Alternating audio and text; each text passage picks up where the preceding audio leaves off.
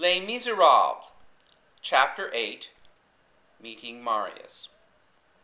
I had saved Fauchelevent once. Now he saved me. He said I was his brother. The nuns gave me a job as his helper. Javert spent months looking for me, but he never searched the convent. In time, he gave up looking.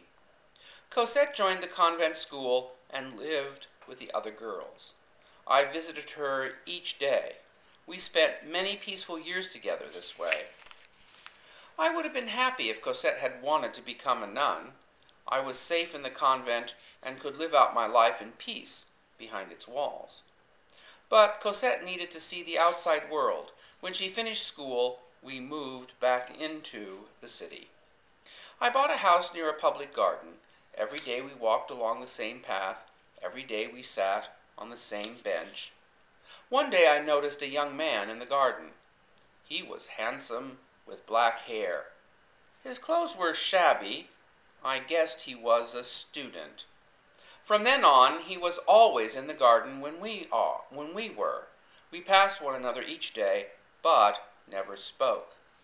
The next year, the young man began to change. He dressed better. He sat on a bench closer to ours. He gazed shyly at Cosette. When I saw Cosette return his gaze, I was upset. She was interested in him also. I wanted my life with Cosette to go on forever. She was the only happiness I had ever known. I moved us to a new house. The walks in the garden stopped.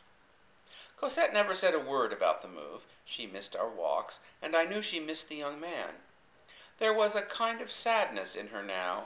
Our life together was not as it once was. But one day things changed. The young man, who had been out of our lives for months, came back. I was standing outside the church one winter morning. A girl handed me a note from her father, P. Fabantou. Fabantou was an actor out of work. He asked me for money. He also asked me to come to his home. He wanted me to see how far he had fallen. I knew the address. It was the same building Cosette and I had lived in years ago. I said I would be there that afternoon. I was nervous. Cosette and I had run from that old building with Javert on our heels. I never wanted to see that place again, but I had given my word. The building was in even worse shape than before. It was hard to believe that people could live in it, but the streets of Paris are full of people without homes. Many of them would think it was a palace. I tapped on Fabantou's door. It was opened by a small, bony man. He had the sharp stare of a weasel. Where had I seen his face before?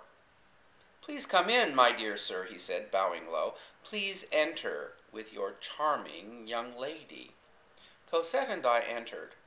I found out later that Marius, the young man from the garden, lived next door. At that moment he was peering at us through a hole in the wall. He knew things about Fabantou that I was yet to learn.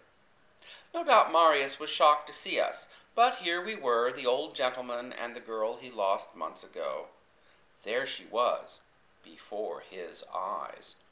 The room was like a cave, dark and cold.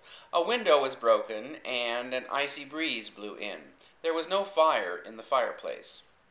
Fabantou's wife was in bed with a cold. A girl sat on the floor by the bed. Her wrist was bleeding. It was wrapped in a piece of torn shirt. These were truly les miserables, the outcasts, the underdogs. They were as I had been during my prison days. We were people that life destroyed. "Here are blankets and woolen stockings," I said. I put a bundle on the table.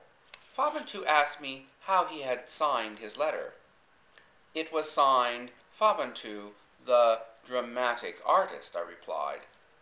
Only later did I learn that this wicked man used many different names. He wrote letters asking for money. He had a different story to go with each name. "You see how we live, monsieur," said Fabantou. He swept an arm around the room as he spoke. The only rag of clothing I own is this torn shirt of my wife's. I can't go out to look for work because I have no coat.